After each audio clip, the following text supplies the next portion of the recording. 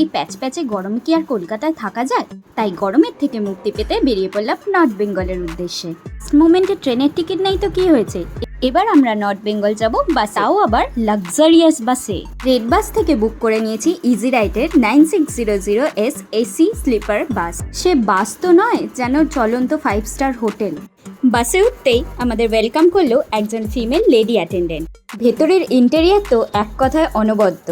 Comfortable sleeping অ্যারেঞ্জমেন্টের পাশাপাশি ছিল বসার জন্য ব্যাকরেস্ট, মোবাইল হোল্ডার আর মোবাইল চার্জিংয়ের পোর্ট।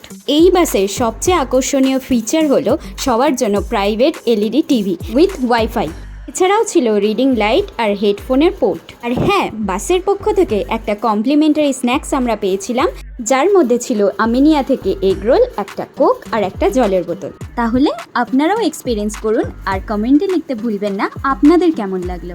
টাটা।